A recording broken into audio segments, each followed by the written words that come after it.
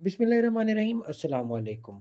आज हम ब्लॉक 2 के माइनर्स स्टार्ट करेंगे। अब माइनर्स से रिलेटेड आप लोग बहुत ज़्यादा कंफ्यूज होते हैं कि माइनर्स कहाँ से करें, कैसे करें, समझ नहीं आ रहा है एक्सेट्रा एक्सेट्रा। तो इन लेक्चर्स के अंदर हम आपके जो माइनर्स हैं यूएचएस सिलेबस के अकॉर्डिंग वो आपको कंप्लीट करवाएँगे और उसके बाद इंशाल्लाह आपको कहीं और से पढ़ने या करने की ज़रूरत नहीं पड़ेगी। अब ये टोटल 2 लेक्चर्स होंगे। पहले लेक्चर के अंदर हम फार्मा और पैथो डिस्कस करेंगे। ये लेक्चर थोड़ा लेंथी होगा और ज़्यादा इम्पोर्टेंट है क्योंकि इसकी वेटेज ज़्यादा है आपके पेपर में। और जो दूसरा लेक्चर है उसमें हम कम्युनिटी मेडिसिन, बिहेवियर साइंसेज़ और एजिंग को डिस्कस करेंगे। तो इन 2 लेक्चर्स को आपने अच्छी तरह से सुन लेना है और उसके बाद आपके माइनर्स कंप्लीट हो जाएँगे। तो we will start pharmacology first.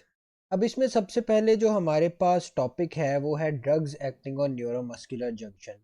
पहले जो चीज़ देखनी है वो ये है कि न्यूरोमस्कुलर जंक्शन होती क्या है, ये फिजियो में ऑलरेडी आप पढ़ चुके हैं। अब अगर मैं इसको क्विक रिकैप दूं तो ये हमारे पास होती है प्री साइनेप्टिक मेम्ब्रेन और ये होती है पोस्ट साइनेप्टिक मेम्ब्रेन और इन दोनों के दरमियान होती है सिनेप्टिक क्लेफ्ट। अब होता क्या है, होता कुछ ऐसे है कि ऊपर से एक्शन पोटेंशियल आता है। जब एक्शन पोटेंशियल आता है तो जो पोस्ट सिनेप्टिक मेम्ब्रेन है इसमें कैल्शियम चैनल्स प्रेजेंट होते हैं। ये कैल्शियम चैनल्स ओपन होते हैं और कैल्शियम अंदर की तरफ मूव करने लगता है, मतलब कैल्शियम का इन्फ्लक्स होता है। अब जब कैल्शियम अंदर आता है तो बाहर जो है वो चीज़ जाती है, वो है एसिटाइल कोलिन। तो कैल्शियम अंदर आता है और एसिटाइल कोलिन बाहर, मतलब एसिटाइल कोलिन रिलीज हो जाती है। अब एसिटाइल कोलिन रिलीज होती है और यहाँ से रिलीज होने के बाद उसने ऑब्वियसली कोई तो उसकी डेस्टिनेशन होगी। तो वो डेस्टिनेशन क्या होती है, वो होती है निकोटीन एसिटाइल कोलिन रिसेप्टर्स। ये रिसेप्टर्स होते हैं पोस्ट सिनेप्टिक मेम्ब्रेन पे। अब एसिटाइल कोलिन जाके इन रिसेप्टर्स के साथ अटैच होता है और इन रिसेप्टर्स के साथ अटैच होने के बाद डीपोलराइजेशन इंड्यूस करा देता है जो है वो मसल में। और जब डीपोलराइजेशन इंड्यूस हो जाती है वहां पर तो अल्टीमेट कॉन्ट्रैक्शन हो जाती है। अब डिपोलराइजेशन हो गई, ये सारा काम हो गया, मसल कॉन्ट्रैक्शन हो गई। अब क्या चीज है जिसने ये मसल कॉन्ट्रैक्शन को रोकना है, मतलब मसल कॉन्ट्रैक्ट हर वक्त तो कॉन्ट्रैक्ट नहीं रह सकता, कोई चीज होगी जिसने उसको बाद में आगे रिलैक्स कराना होगा। एसिटाइल कोलिन की जो इफेक्ट है इन रिसेप्टर्स पे उसे खत्म कराना होगा। तो उसके लिए एक इंजाइम होता है इस क्लेफ्ट के अंदर, एसिटाइल कोलिनेस्ट्रेज। अब ये इंजाइम क्या करता है, ये आके एसिटाइल कोलिन पे एक्ट करता है और उसे ब्रेक कर देता है डिफरेंट सब्सटेंसेस में, और वो दोबारा प्री सिनेप्टिक मेम्ब्रेन में चली जाती हैं और दोबारा एसिटाइलकोलिन बन जाता है। तो ओवरऑल एक ऐसा सर्कल चल रहा होता है जो हमारी न्यूरोमस्कुलर जंक्शन में हो रहा होता है। अब इसमें जो मेन चीजें याद रखने वाली हैं जो आगे हमारे काम आएंगी, सबसे पहले एसिटाइलकोलिन वो सब्सटेंस है जो जाकर डिपोलराइजेशन मतलब कॉन्ट्रैक्शन इंड्यूस कराती है। निकोटीन एसिटाइलकोलिन रिसेप्टर्स वो मेन एलिमेंट हैं जो इसमें हेल्प करते हैं। और इसके अलावा उस डिपोलराइजेशन या कॉन्ट्रैक्शन को खत्म करने के लिए जो एंजाइम होता है वो होता है एसिटाइल कोलिनेस्टेज। अब हम अपना जो मेन टॉपिक है उसकी तरफ चलते हैं, उसको जरा देखते हैं, which is drugs acting on neuromuscular junction. लेकिन दो टाइप के ड्रग्स हमने पढ़ने हैं। एक वो ड्रग्स जो इस न्यूरोमस्कुलर जंक्शन को स्टिम्युलेट करें, ठीक है, और दूसरे वो ड्रग्स जो इस न्यूरोमस्कुलर जंक्शन को ब्लॉक करें। एक एक करके इनको देखते हैं। स्टिम्युलेट वाले को पहले देखें। अब न्यूरोमस्कुलर जंक्शन वर्क कैसे करती थी, एसिटाइल कोलिन था ना मेन। तो अगर हमने न्यूरोमस्कुलर जंक्शन को स्टिमुलेट करना है तो हमें कुछ ऐसा चाहिए होगा जो एसिटाइल कोलिन की तरह रिएक्ट करे। अब हम क्या करेंगे, हम मुख्तलिफ ड्रग्स यूज करेंगे जो बिल्कुल जो एक्शन है एसिटाइल कोलिन का उसे मिमिक कर रहे होंगे, मतलब उस जैसा बिहेव कर रहे होंगे। ठीक है, अब ये क्या करेंगे, ये जो है वो एसिटाइल कोलिन वाले रिसेप्टर्स जो हैं वो बिल्कुल सॉरी एसिटाइल कोलिन जैसी ये सब्सटेंसेस होंगी, ड्रग्स होंगे। ये जाकर जो है वो बाइंड कर जाएंगे इन निकोटीन एसिटाइल कोलिन रिसेप्टर्स के साथ और बाइंड होने के बाद अल्टीमेटली डीपोलराइजेशन इंड्यूस कर देंगे इस रिसेप्टर की एक्टिवेशन से। ठीक है, तो इस तरह हमारे पास स्टिम्युलेट हो जाता है। मतलब स्टिम्युलेशन के लिए सिंपली क्या है, वो ड्रग्स देने हैं जो एसिटाइल कोलिन के एक्शन को मिमिक करते हो। अब ब्लॉक कैसे करनी है, ब्लॉक करने के ना दो वेज हैं। एक है नॉन डीपोलराइजिंग ब्लॉकर से आप इसे ब्लॉक कर दें और दूसरा है डीपोलराइजिंग ब्लॉकर्स। नॉन डीपोलराइजिंग क्या है, नॉन डीपोलराइजिंग ऐसे ड्रग्स होते हैं जो जाकर इन हमारे पास जो रिसेप्टर्स होते हैं ना, nicotine acetyl choline receptors post synaptic membrane पे, इनको जाकर इनसे बाइंड होते हैं और बाइंड होकर इन रिसेप्टर्स को ब्लॉक कर देते हैं। ठीक है, मतलब अब ये रिसेप्टर्स एक्टिवेट ही नहीं होते, ना यहाँ एसिटाइलकोलिन आके अटैच हो सकती है, क्यों? क्योंकि यहाँ ऑलरेडी वो ड्रग्स बाइंड है, और ना ये जो ड्रग्स हैं वो एक्टिवेशन करवाते हैं। मतलब जो ये ड्रग्स थे जो स्टिमुलेट कर रहे थे वो भी एसिटाइलकोलिन तो नहीं थी, लेकिन वो ड्रग्स आके इन्हीं रिसेप्टर्स पे अटैच होकर इन्हें एक्टिवेट करा रहे थे। जबकि ये जो ब्लॉक कर रहे हैं, उन्हें एक्टिवेट नहीं करा रहे, डीएक्टिवेट कर रहे हैं, ठीक है, लेकिन बाइंड हुए में है तो एसिटाइलकोलिन भी नहीं आके अटैच हो सकती। तो इस तरह ये नॉन डिपोलराइजिंग ब्लॉकर्स काम करते हैं। डीपोलराइजिंग ब्लॉकर्स क्या करते हैं? ये आके ना सबसे पहले इनका वही काम है तकरीबन जो स्टिमुलेशन वाला है ना, जो स्टिमुलेट कर रहे होते हैं न्यूरोमस्कुलर जंक्शन को, उसी तरह काम करते हैं। एसिटाइलकोलिन के एक्शन को मिमिक कर रहे होते हैं, आकर बाइंड हो जाते हैं, और बाइंड होने के बाद एक्टिवेट कर देते हैं। अब आप यहाँ ये देखें कि ये सारा कुछ तो एक्टिवेट कर रहा है, लेकिन हम पढ़ रहे हैं ब्लॉक। तो ये कैसे ब्लॉक करेंगे? ये ऐसे ब्लॉक करेंगे कि ये जो डीपोलराइजिंग ब्लॉकर्स होते हैं ना, ये एसिटाइल कोलिनेस्टेज से डिग्रेड नहीं होते। एसिटाइल कोलिनेस्टेज जिसने आकर एसिटाइल कोलिन को तोड़ना होता है, वो इन पे एक्ट ही नहीं कर पाता। अब जब वो इन पे एक्ट ही नहीं कर पाता, मतलब ये रेजिस्टेंट होते हैं, तो अल्टीमेटली क्या होता है? अल्टीमेटली ये होता है कि बड़ी प्रोलॉन्ग डीपोलराइजेशन हो जाती है। तो क्या हो रहा होता है? बड़ी परसिस्टेंट या प्रोलॉन्ग डीपोलराइजेशन हो जाती है, ऑब्वियसली, क्योंकि अब अगर मसल की कॉन्ट्रैक्शन हुई भी है तो वो मतलब वो कॉन्ट्रैक्ट स्टेट में ही है, वो रिलैक्स स्टेट में आ ही नहीं रहा। तो अब इस परसिस्टेंट डीपोलराइजेशन की वजह से हमारे पास आगे क्या होता है कि जो निकोटीन एसिटाइलकोलिन रिसेप्टर्स पड़े होते हैं ना, उनकी डिसेंसिटाइजेशन हो जाती है। मतलब वो सेंसिटिव नहीं रहते, ठीक है। अब उनके ऊपर अगर आकर एसिटाइलकोलिन बाइंड करेगा ना, तो वो उसको उस एक्टिवेट ही नहीं होगा वो रिसेप्टर, ठीक है, क्योंकि उसने इतनी परसिस्टेंट डिपोलराइजेशन हो चुकी है कि अब वो फर्दर एक्टिवेट ही नहीं होते। तो लॉन्गर रन में ये जाकर उसको डिपोलराइजिंग ब्लॉकर्स भी, ठीक है, पहले तो एक्टिवेट कर रहे हैं, लेकिन उसके थोड़ी देर बाद फिर वो जो है वो इस क्योंकि उसकी सेंसिटिविटी खत्म हो जाती है उन रिसेप्टर्स की जो इन्होंने पे एसिटाइलकोलिन ने बाइंड करना होता है, तो ये भी उन्हें ब्लॉक कर रहे होते हैं, ठीक है। अब हमने क्या देखा? हमने देखा ड्रग्स कौन कौन से एक्ट कर रहे होते हैं, ठीक है। स्टिमुलेट कैसे कर रहे होते हैं? बड़ी इजी बात, कि एसिटाइलकोलिन के एक्शन को मिमिक करेंगे।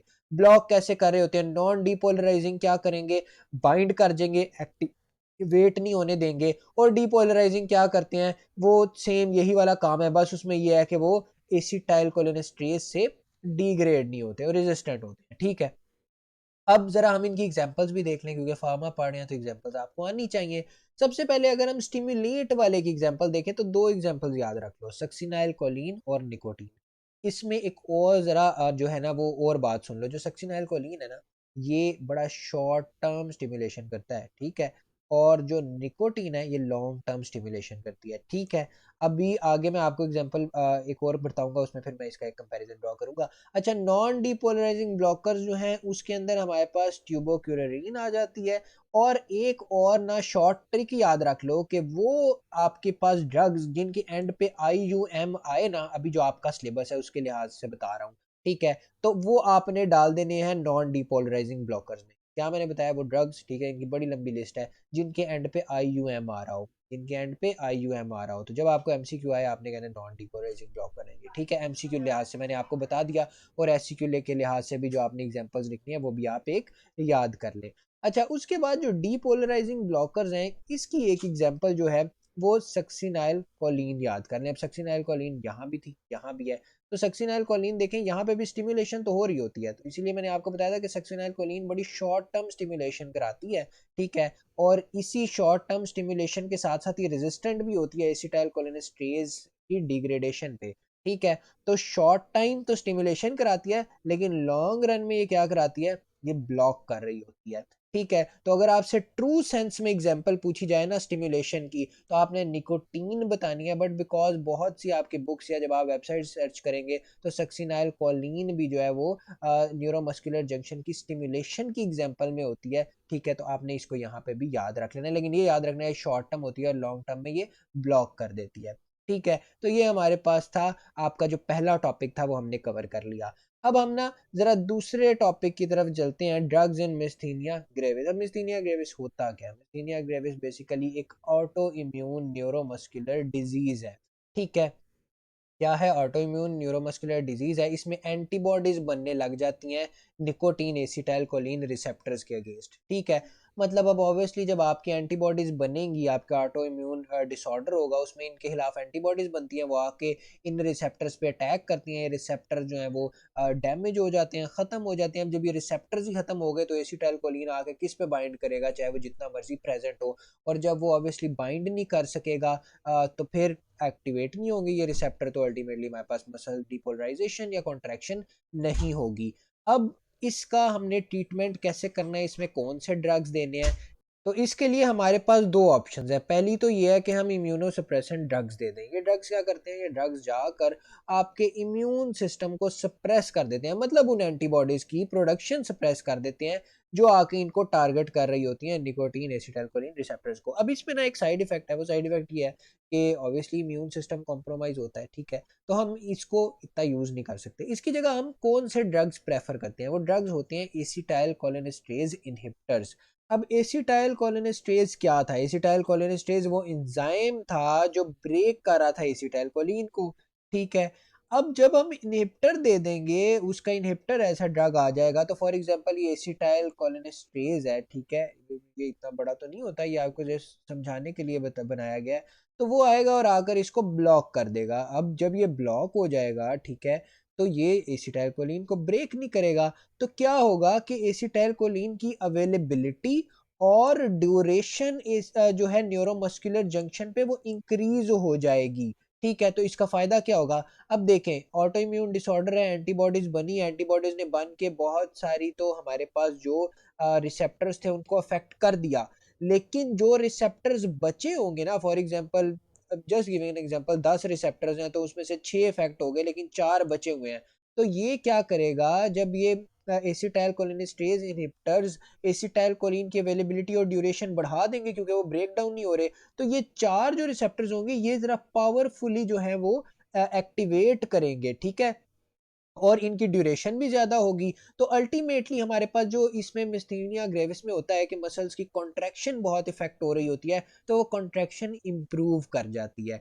ठीक है, तो ये दो हमारे पास ड्रग्स हैं जो हम यूज़ करते हैं, और उसमें से मेन जो हमारा कंसर्न है वो है एसिटाइल कोलिनेस्टेज इनहिबिटर्स। और इसी की हम एग्जांपल देख लेते हैं, तो दो एग्जांपल याद रख लें। ठीक है, पायरिडोस्टिगमीन और नियोस्टिगमीन। ठीक है, स्टिगमीन एंड पे आ रहा है, इससे याद रख लीजिएगा। अच्छा, एक और चीज ना मिस्थीनिया ग्रेविस के टॉपिक में हमने कवर करनी है, वो क्या करनी है, आपने ना एक डायग्नोस्टिक टेस्ट करना होता है इसका। ठीक है, और उसके लिए हम यूज करते हैं डायग्नोस्टिक ड्रग्स। ठीक है, लिहाजा उसको भी हम फार्मा में कवर करेंगे। अब वो ड्रग जो है ना वो क्या कर रहा होता है, वो ड्रग एक शॉर्ट एक्टिंग कोलिनेस्टेज इनहिबिटर होता है। मतलब हमने पढ़ा ना कि एसिटाइल कोलिनेस्टेज को जो इनहिबिट कर रहे होते हैं वो ड्रग्स, ठीक है, हमें चाहिए होते हैं मिस्थीनिया ग्रेविस में। तो ये वही इनहिबिटर होता है बट शॉर्ट एक्टिंग होता है।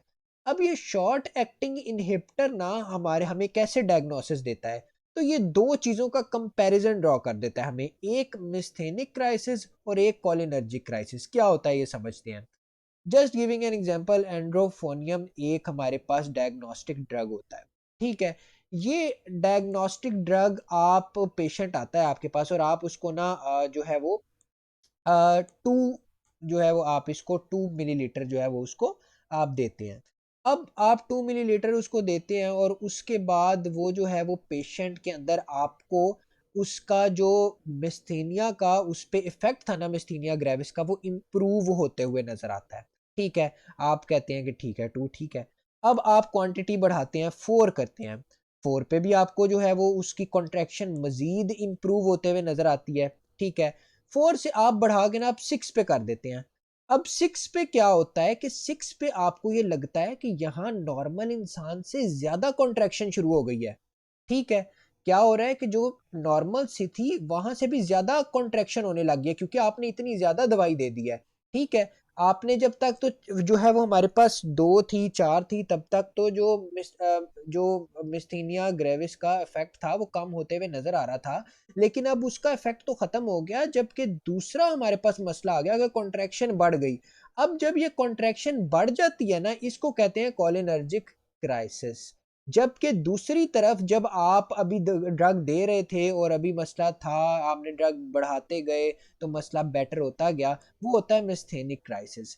तो अब ये ड्रग इस तरह आपको हेल्प करता है कि आप उसकी कुछ जो है वो मिनिमम क्वांटिटी से स्टार्ट करते हो, फिर क्वांटिटी बढ़ाते जाते हो, तो आपको एग्जैक्ट क्वांटिटी मिल जाती है कि हमने कितनी क्वांटिटी देनी है, और इससे आपको पता भी चल जाता है कि पेशेंट को किस स्टेज पे है वो मिस्थेनिया ग्रेविस की। फॉर एग्जांपल उसको ज्यादा दवाई की जरूरत पड़ रही है तो इट मीन क्राइसिस ज्यादा है, मिस्थेनिक क्राइसिस, और अगर कम की पड़ रही है तो इट मीन ये क्राइसिस कम है। ठीक है, तो ये आपने यहाँ पर याद रख लेना है। तो हमने क्या देखा, हमने देखा कि ऑटो इम्यून न्यूरोमस्कुलर डिजीज होती है ये, और उसके लिए हम दो टाइप के ड्रग्स यूज करते हैं, इम्यूनोसप्रेसेंट जो इम्यून सिस्टम को सप्रेस कर देते हैं, या एसिटाइलकोलिनेस्टेज इनहिबिटर्स जो इस एंजाइम को सप्रेस कर देते हैं। ठीक है, हमने इनकी एग्जांपल देखी और हमने डायग्नोस्टिक ड्रग को देखा और ये कैसे एक्ट करता है उसको देखा।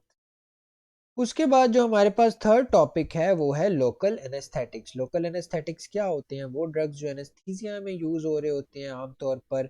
अब ये ड्रग्स क्या करते हैं? ड्रग्स रिवर्सिबली ब्लॉक कर देते हैं नर्व कंडक्शन को। कैसे करते हैं? ऐसे करते हैं कि जो न्यूरॉन्स में सोडियम चैनल्स होते हैं, वोल्टेज गेटेड सोडियम चैनल्स होते हैं, उनको ये ब्लॉक कर देते हैं, और उनको ब्लॉक करने से अल्टीमेटली ये नर्व की कंडक्शन ब्लॉक कर देते हैं। ठीक है, और नर्व की कंडक्शन ब्लॉक मतलब जब देखें सोडियम चैनल्स ब्लॉक हो जाते हैं ना न्यूरॉन्स में, तो अल्टीमेटली जो एक्शन पोटेंशियल है वो आगे की तरफ मूव नहीं कर पाता, वो प्रोपेगेट नहीं कर पाता।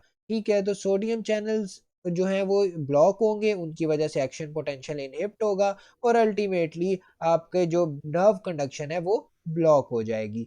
अब इसमें हमने क्या देखना है फर्दर? तो देखना है कि इसकी कौन कौन सी टाइप्स होती हैं। दो टाइप्स होती हैं इसकी मेनली।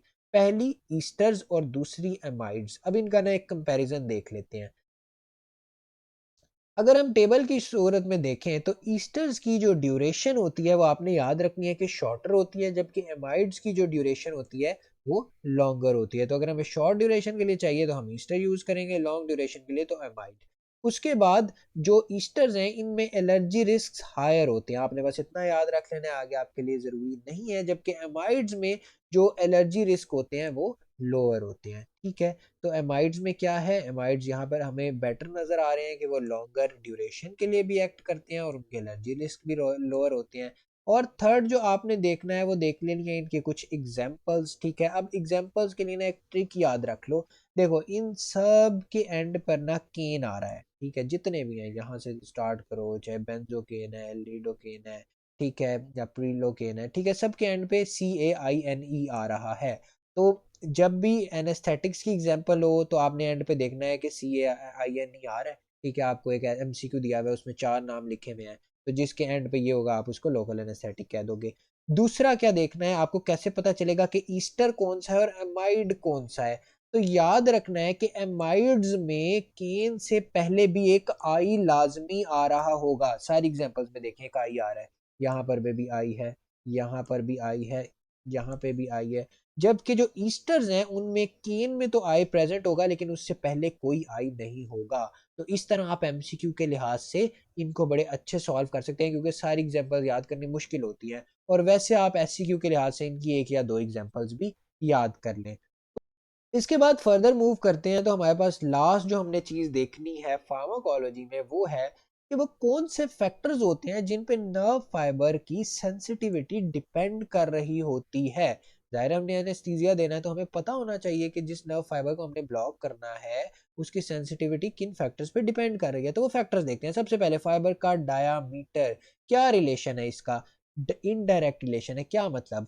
अगर फाइबर का डायामीटर ज्यादा है तो आपकी जो नर्व है उसको ब्लॉक करना उतना मुश्किल है, और जितना कम है उतना ज्यादा है। तो जैसे जैसे फाइबर का डायामीटर बढ़ेगा वैसे वैसे उसको ब्लॉक करने की जो कैपेसिटी है वो कम होगी। तो इनडायरेक्ट रिलेशन हो गया। दूसरा अगर हम देखें तो माइलिनेशन। अब माइलिनेशन, जितनी माइलिनेटेड जो नर्व फाइबर होगा तो उतना हमारे पास जो है वो इजी होगा इसको ब्लॉक करना। कैसे? अब देखिए माइलिनेशन में क्या हो रहा होता है, अगर हम इसको देखें यहाँ पर, तो हमारे पास इस तरह फॉर एग्जांपल एक न्यूरॉन है और उसमें यहाँ पर हमारे पास जो है वो ये माइलिनेशन हुई हुई है। तो बीच में आपको पता है पॉइंट्स होते हैं जहां पर नर्व इम्पल्स जंप करते हुए मूव कर रही होती है। अब क्या होगा कि आपके जो एनेस्थेटिक्स होंगे ना इनके लिए बड़ा इजी होगा कि ये सिर्फ इन पॉइंट्स के सोडियम गेटेड चैनल्स को ब्लॉक कर दे, और इन पॉइंट्स को ब्लॉक करने से जो आपकी प्रोपेगेशन एक्शन पोटेंशियल की वो रुक जाएगी। जबकि अगर अनमाइलिनेटेड होगी तो उसके अंदर तमाम यहाँ के भी ब्लॉक करने पड़ेंगे सोडियम चैनल्स, ठीक है, मतलब जैसे यहाँ पर माइलिनेशन थी यहाँ पर तो प्रेजेंट नहीं है, तो ओवरऑल सारे जो सोडियम चैनल्स हैं वो ब्लॉक करने पड़ेंगे। तो इस तरह जितनी ज्यादा माइलिनेशन होती है उतना ज्यादा इजी होता है, तो एक डायरेक्ट रिलेशन आ गया, ठीक है। उसके बाद अगर हम आगे देखें कि नेक्स्ट किस चीज पे डिपेंड कर रही होती है, तो नेक्स्ट डिपेंड कर रही होती है फायरिंग फ्रीक्वेंसी। अब फायरिंग फ्रीक्वेंसी पे कैसे डिपेंड कर रही होती है? फायरिंग फ्रीक्वेंसी वो फ्रीक्वेंसी होती है जिससे नर्व फाइबर के अंदर नर्व इम्पल्स आ रही होती है। अब जितनी ज्यादा फ्रीक्वेंसी होगी ना उतने ज्यादा सोडियम चैनल्स जो हैं उसको रिक्वायर्ड होंगे। तो एनेस्थेटिक्स के लिए इजी होगा कि वो जाकर कुछ जैसी कुछ सोडियम चैनल्स भी ब्लॉक होंगे ना तो उसकी फायरिंग फ्रीक्वेंसी जो है वो अफेक्ट होगी और अल्टीमेटली ब्लॉक हो जाएगी जो नर्व फाइबर होगी। फोर्थ पे अगर हम देखें तो पीएच ऑफ टिश्यू पे डिपेंडेंट होती है। मतलब अगर पीएच ज्यादा है तो जो ब्लॉकिंग है वो इजी होगी, और अगर पीएच कम है तो ब्लॉकिंग मुश्किल होगी। इसलिए यहाँ पे भी डायरेक्ट रिलेशन है। इट मींस के जो हमारे पास अल्कलाइन होंगे टिश्यूज में, जहाँ पे अल्कलीन जो अल्कलाइन टिश्यूज हैं वहां पर जो नर्व फाइबर्स को ब्लॉक करना इजी है बजाय उनके जो एसिडिक होंगे, क्योंकि एसिडिक के अंदर पीएच कम होता है। तो हमने देखा कि माइलिनेशन से, फायरिंग फ्रीक्वेंसी से और पीएच से डायरेक्ट रिलेशन है और फाइबर डायमीटर से इनडायरेक्ट रिलेशन है। तो अगर एससीक्यू आता है तो 4 पॉइंट्स तो आपके पास हो जाएंगे, इट वुड बी इनफ। अब अगर आप मजीद लिखना चाहते हैं इस पर तो एक और पॉइंट याद रख लें, फाइबर टाइप। तो जो फाइबर की टाइप होती है उस पर भी डिपेंड कर रहा होती है जो कि कितना इजीली ब्लॉक हो सकेगी नर्व फाइबर। अब फाइबर टाइप पे ना आप ये ग्राफ देख लें, ठीक है। इसमें आपने बस इतना याद रखना है कि हमारे पास बी फाइबर्स होते हैं, सी होते हैं, अल्फा गामा होते हैं, अल्फा बीटा होते हैं और ए अल्फा होते हैं, ठीक है। तो हमारे पास क्या होते हैं, बी सी और ए में ए गामा, ए बीटा और ए अल्फा होता है। अब इन फाइबर्स की अगर हम सेंसिटिविटी देखें तो बी फाइबर्स की सबसे ज्यादा होती है, सी की उससे कम, ए गामा की उससे कम, ए बीटा की उससे कम और ए अल्फा की सबसे कम। तो जितनी ज़्यादा सेंसिटिविटी होगी उतना इजी होगा ब्लॉक करना, और जितनी कम सेंसिटिविटी होगी उतना मुश्किल होगा ब्लॉक करना। तो इस तरह भी आप इसको याद कर सकते हैं कि अगर आपको एक एससीक्यू आता है 5 मार्क्स का आ जाता है तो आप उसमें ये सारे पॉइंट्स लिखकर पूरे मार्क्स सिक्योर कर सकते हैं। उसके बाद हम अपने नेक्स्ट सब्जेक्ट की तरफ चलेंगे जो कि है पैथोलॉजी। अब पैथोलॉजी में हमने क्या देखना है, तो सबसे पहला जो आपका टॉपिक है वो है मसल रिमॉडलिंग। मसल रिमॉडलिंग क्या होती है? मसल के स्ट्रक्चर या फंक्शन में कोई भी चेंज, ठीक है। अब मसल रिमॉडलिंग किसी स्टिम्युलाई के रिस्पॉन्स में होती है। कैसा स्टिम्युलाई हो सकता है? एक्सरसाइज, इंजरी, डिसयूज या डिजीज। तो क्या हो रहा है अगर मैं इसको रिवाइज करूं, कोई स्टिम्युलस, वो स्टिम्युलस एक्सरसाइज हो सकता है, आप एक्सरसाइज करें, आपके मसल्स के जो है वो स्ट्रक्चरल चेंज आ गई, तो ये मसल रिमॉडलिंग है। कोई इंजरी हुई उसकी वजह से मसल में फंक्शनल या स्ट्रक्चरल चेंज आ गई, ये मसल रिमॉडलिंग है। डिसयूज की वजह से मसल के स्ट्रक्चर और फंक्शन में चेंज आ गई, रिमॉडलिंग है। या किसी डिजीज की वजह से आ गई, तो किसी स्टिम्युलस के रिस्पॉन्स में जब भी चेंज आएगी स्ट्रक्चर या फंक्शन में उसको हम मसल रिमॉडलिंग कहेंगे। अब इसमें हमने ना 3 टाइप्स की रिमॉडलिंग्स देखनी है, हाइपरप्लाजिया, हाइपरट्रॉफी और एट्रॉफी। एक एक करके इनको डिस्कस करते हैं। हाइपरप्लाजिया क्या होता है? हाइपरप्लाजिया में मसल के जो मसल सेल्स होते हैं ना वो नंबर में इंक्रीज हो जाते हैं। हाइपरट्रॉफी में क्या होता है? हाइपरट्रॉफी में मसल के सेल्स साइज में इंक्रीज हो जाते हैं। तो इनमें फर्क याद रखना है, हाइपरट्रॉफी में इंडिविजुअल मसल सेल्स का साइज इंक्रीज कर रहा है, जबकि हाइपरप्लाजिया में जो मसल सेल्स हैं उनका नंबर इंक्रीज हो रहा है। ए ट्रॉफी में क्या हो रहा होगा? ए ट्रॉफी हाइपरट्रॉफी के ऑपोजिट होती है। इसमें जो मसल साइज होगा उसमें डिक्रीज आ रहा होगा। अब हमने देखना ये है कि ये फिजियोलॉजिकल भी ये हो रहे होते हैं आपकी बॉडी में, नॉर्मली भी ये तीनों रिमॉडलिंग जो है वो हो रही होती हैं, और कुछ पैथोलॉजिकल भी होते हैं केसेस। सबसे पहले फिजियोलॉजिकल केसेस की अगर बात करें तो प्यूबर्टी में, ठीक है, हाइपरप्लाजिया होता है, सेल्स का नंबर इंक्रीज हो रहा होता है। इसके अलावा जब मेंस्ट्रुअल साइकिल होता है, जब रीजनरेशन हो रही होती है तो सेल्स का नंबर जो है वो इंक्रीज होता है। हाइपरट्रॉफी बॉडी में नॉर्मली कब हो रही होती है? बॉडी बिल्डिंग के दौरान या प्रेगनेंसी के दौरान, जो यूट्रस है उसके जो मसल के सेल्स हैं उनका साइज बड़ा होता है। बॉडी बिल्डिंग में तो आपको पता ही है कि हाइपरट्रॉफी हो रही होती है जब आप बॉडी बिल्डिंग करते हैं। उसके अलावा एट्रॉफी नॉर्मली कब हो रही होती है? एट्रॉफी एजिंग के साथ होती है, या अगर वर्कआउट डिक्रीज है तो एट्रॉफी हो रही होती है। अब पैथोलॉजिकल केसेस में ये जनरली क्यों होती है? अभी तक तो जो हमने पढ़ा उससे आपको एक समझ आ गई कि ये तीनों होते क्या हैं और ये बॉडी में नॉर्मली भी हो रहे होते हैं। अब अगर हम इनके पैथोलॉजिकल केसेस देखें तो हाइपरप्लाजिया हमारे पास दो इसके मेन रीजंस, एक तो हार्मोन लेवल जो है वो एबनॉर्मल हो जाए। अब जब हार्मोन लेवल जब नॉर्मल होंगे तो आपके पास जो है वो हाइपरप्लाजिया हो सकता है। दूसरा, स्ट्रेस या ट्रॉमा के रिस्पॉन्स में भी जो मसल सेल्स हैं वो अपना नंबर इंक्रीज कर लेते हैं, उनकी डिवीजन इंक्रीज हो जाती है। तो ये दो हाइपरप्लाजिया के पैथोलॉजिकल केसेस आ गए। हाइपरट्रॉफी का अगर हम पैथोलॉजिकल केस देखें तो आपको अगर हाइपरटेंशन है तो हाइपरटेंशन की वजह से क्या होता है, कार्डियक हाइपरट्रॉफी हो जाती है। मतलब जो कार्डियक मसल्स हैं उनका साइज इंक्रीज हो जाता है। जब ये होता है तो जो कार्डियक एक पूरा रिदम होता है उसके अंदर प्रॉब्लम आती है। तो कार्डियक हाइपरट्रॉफी एक पैथोलॉजिकल केस है। और अगर हम इनके पैथोलॉजिकल रीजंस देखें, अभी तक हमने क्या देख लिया कि ये क्यों होते हैं, ये क्या होते हैं, बॉडी में नॉर्मली भी हो रहे होते हैं, उससे आपको समझ आ गई कि ये तीनों होते क्या हैं। अब अगर हम इनके पैथोलॉजिकल केसेस देखें, हाइपरप्लाजिया का अगर हम देखें, तो अगर आपकी बॉडी में जो हार्मोन लेवल्स हैं वो एबनॉर्मल हो जाते हैं तो उस वजह से मसल का जो मसल की डिवीजन बढ़ जाएगी मसल सेल्स की और उसका नंबर इंक्रीज हो जाएगा। या स्ट्रेस या ट्रॉमा के रिस्पॉन्स में मसल सेल्स अपनी डिवीजन इंक्रीज कर लेते हैं जिसकी वजह से नंबर इंक्रीज हो जाता है। हाइपरट्रॉफी अगर हम देखें तो उसकी एक जो मेन रीजन है जैसे हाइपरटेंशन है। हाइपरटेंशन की वजह से क्या होता है कि कार्डियक मसल्स की हाइपरट्रॉफी हो जाती है। अब कार्डियक मसल्स की जब हाइपरट्रॉफी होती है मतलब कि उनका साइज इंक्रीज करता है तो उसकी वजह से जो कार्डियक रिदम होता है उसमें प्रॉब्लम आती है। उसके अलावा अगर हम एट्रोफी के जो पैथोलॉजिकल केसेस देखें तो उसमें हमारे पास तीन मेन इंपॉर्टेंट, एक तो नर्वस इनर्वेशन, कोई एक्सीडेंट हुआ है, कोई कट लगा है जिसकी वजह से नर्वस इनर्वेशन खत्म हो गई है। जस्ट गिविंग एन एग्जांपल, जो रेडियल नर्व डैमेज हो गई है तो अब वो जो मसल्स हैं जिन्हें रेडियल नर्व सप्लाई कर रही थी वो उनका जो है उनकी एट्रोफी स्टार्ट हो जाएगी, उनका साइज डिक्रीज करने लग जाएगा, वो रिप्लेस हो जाएंगे फाइब्रस टिश्यू से। फिर या ब्लड सप्लाई को लॉस आ गया है तो भी यही होगा, मसल्स को ब्लड सप्लाई नहीं मिल रही, या न्यूट्रिशन इनएडिक्वेट है तो उसकी वजह से भी एट्रोफी जो है वो होती है। अब ये हमने ओवरऑल देख लिया कि मसल रिमॉडलिंग क्या होती है, उसके तीन इंपॉर्टेंट हमने जो है वो एलिमेंट्स देख लिए जिनकी वजह से रिमॉडलिंग हो रही होती है और उनके फिजियोलॉजिकल और पैथोलॉजिकल केसेस देख लिए। अब याद रखना है कि जो आपका सबसे कॉमन रिमॉडलिंग है ना वो हाइपरट्रॉफी है।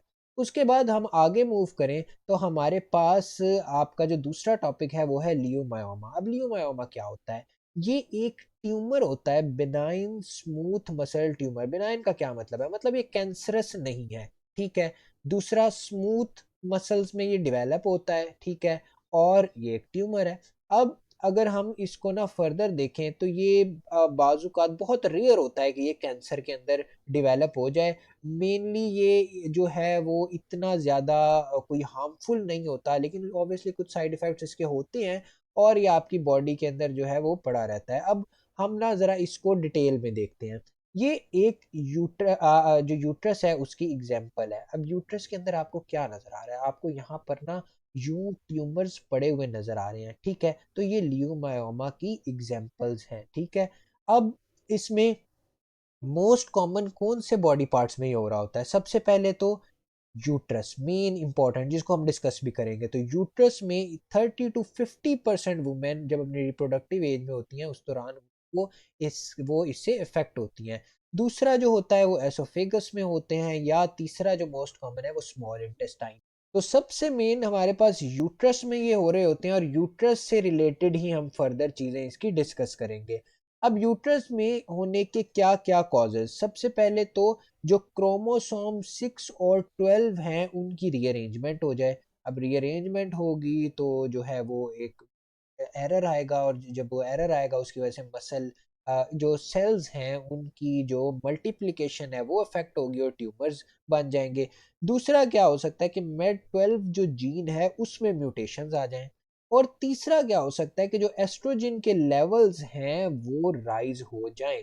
तो इन तीनों रीजंस की वजह से यूट्रस के अंदर लियोमायोमा डेवलप हो सकता है। फर्दर अगर हम सिम्टम्स देखें तो सिम्टम्स से रिलेटेड याद रखना है कि अमूमन ना ये इसके सिम्टम्स इतने फील ही नहीं होते, और वो सिम्टम्स किसी और चीज़ के डायग्नोसिस के दौरान अमूमन ये जो लियोमायोमा है ये रिकॉग्नाइज या डायग्नोज हो रहा होता है। तो इसके सिम्टम्स के अंदर एक तो एबनॉर्मल ब्लीडिंग होती है, ठीक है, ड्यूरिंग द पीरियड जो है वो एक एबनॉर्मल ब्लीडिंग या एक जो पूरा साइकिल है वो अफेक्ट हो रहा होता है। दूसरा क्या होता है, दूसरा पेल्विक पेन, ठीक है, जो आप कंफ्यूज कर जाते हो दूसरी पेन्स के साथ। और तीसरा इनफर्टिलिटी, जो आपको बाद में जब आप इसके टेस्ट करते हो या आपको डिफरेंट जब आप इसकी तरफ इसको जो है प्रोग्रेस करते हो तो आपको पता चलता है। तो अमूमन इसके सिम्टम्स तो हो रहे होते हैं लेकिन इतना कोई उसको सीरियस ले नहीं रहा होता और ये अनडायग्नोज्ड ही पड़ा रहता है। तो हमने क्या देखा, हमने देखा लियोमायोमा एक बिनाइन स्मूथ मसल ट्यूमर होता है जो बहुत रेयर होता है कि कैंसर में शिफ्ट हो जाए। सबसे ज़्यादा यूट्रस में हो रहा होता है। उसके कॉजेज़ क्या होते हैं और सिम्पटम्स क्या होते हैं, ये चीज़ें हमने डिस्कस कर ली। अब ना हमने ये तो सारा देख लिया पैथोलॉजिकल, तो हमने लियोमायोमा को ना हिस्टोलॉजिकल भी देखना है, क्योंकि जो आपका टॉपिक है वो है histological basis of leiomyoma. Obviously pathological तो देखना ही था, हिस्टोलॉजिकल भी देखना है। अब हिस्टोलॉजिकल, ये आपको उसकी एक डायग्राम नज़र आ रही है, एक स्लाइड नज़र आ रही है। क्या नज़र आ रहा है इसमें, एक-एक करके देखते हैं। सबसे पहले तो जो सेल टाइप है ना, अगर हम इसमें देखें, इसी तरह अगर आपको एक एससीक्यू आता है तो आप इस टेबल के फॉर्म में लिख सकते हैं या इनको एक्सप्लेन कर सकते हैं हेडिंग के फॉर्म में।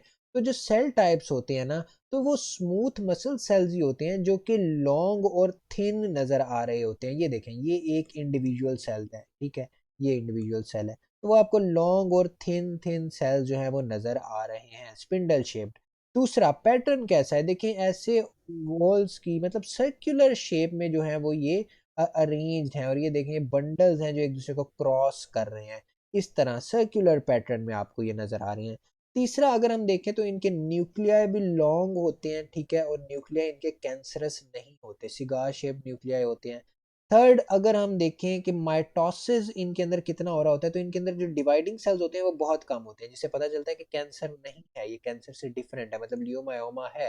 अब कैसे पता चलेगा कि ये कैंसरस है या बिनाइन है, तो आप उसका जब हिस्टोलॉजिकल देखेंगे तो आपको यूं पता चल जाएगा कि जो माइटोसिस है, मतलब जो डिवाइडिंग सेल्स हैं वो कम है, बहुत कम है। उसके बाद एजेस देखें तो एजेस जो हैं वो एक वेल डिफाइंड एजेस तो हैं लेकिन प्रॉपर कोई कैप्सूल नहीं है, ठीक है। तो ये हमने सारा इसके हिस्टोलॉजिकल देख लिया कि अगर आपको हिस्टोलॉजिकल बेसिस पूछ ली जाती है तो आपने सेल टाइप बता देना है कि लॉन्ग होते हैं, थिन होते हैं, पैटर्न बता देना है कि वो वॉल्स की फॉर्म में जो है वो अरेंज्ड होते हैं, न्यूक्लियर बता देना है कि वो लॉन्ग सिकार शेप्ड होता है, माइटोसिस बता देना है कि डिवाइडिंग सेल्स बहुत कम होते हैं, और एजेस बता देने हैं कि राउंड शेप में एजेस होते हैं लेकिन वो कैप्सूल में नहीं होता।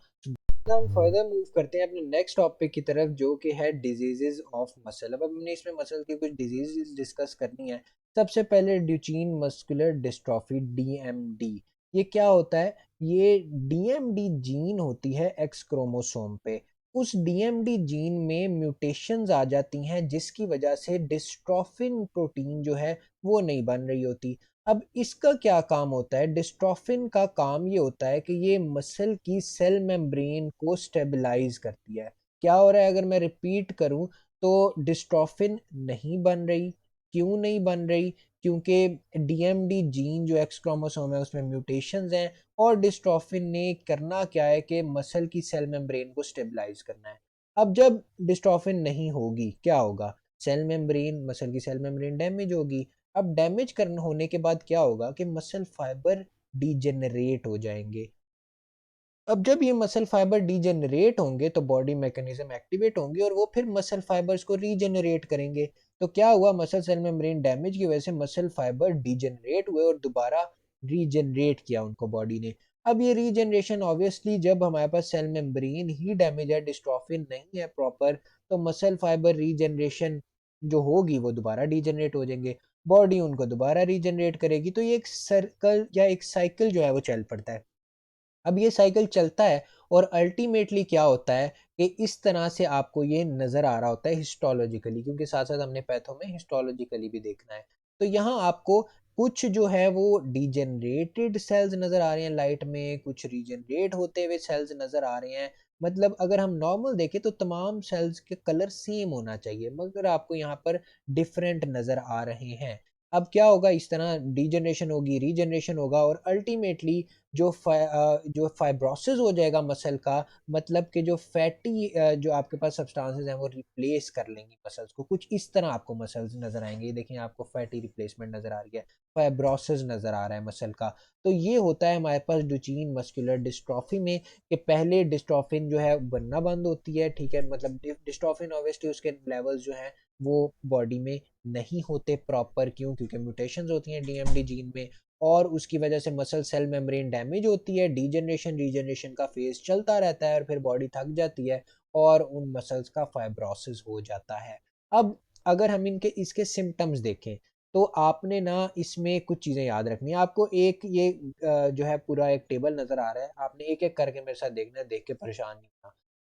सबसे पहले क्या होगा, 18 मंथ्स तक तो जो है वो बच्चा थोड़ा बहुत आपको ठीक लगेगा, लेकिन जैसे-जैसे इसमें ये होता है कि जैसे-जैसे एज बढ़ती जाती है ना, वैसे-वैसे सिम्पटम्स ज़्यादा वाज़े होने लग जाते हैं। तो आपको पहले तो बच्चा वॉक करते हुए प्रॉपर नज़र नहीं आएगा, उसकी वॉकिंग बहुत डिलेड होगी, 18 मंथ्स तक वॉक प्रॉपर नहीं कर पा रहा होगा। उसके अलावा उसको रनिंग में, जंपिंग में प्रॉब्लम आएगी। उसके अलावा वो बहुत बार, मतलब फ्रीक्वेंटली वो फॉल कर रहा होगा, बार-बार खड़ा होने की कोशिश करेगा, गिरेगा। ठीक है, तो इससे क्या पता चल जाता है कि मसल्स वीक हैं। दूसरा क्या होगा, गोअर साइन एक बहुत इंपॉर्टेंट साइन है। इसकी ना आप इसको सर्च करें और एक ना यूट्यूब पे 30 सेकंड का आपको शॉर्ट वीडियो मिल जाएगी, उसको एक दफ़ा देख लीजिएगा। क्या होता है कि जो बच्चा होता है ना, वो अपने जब वो खड़ा होने लगता है ना, तो वो अपने हाथों से अपने थाइज़ को पुश करता है।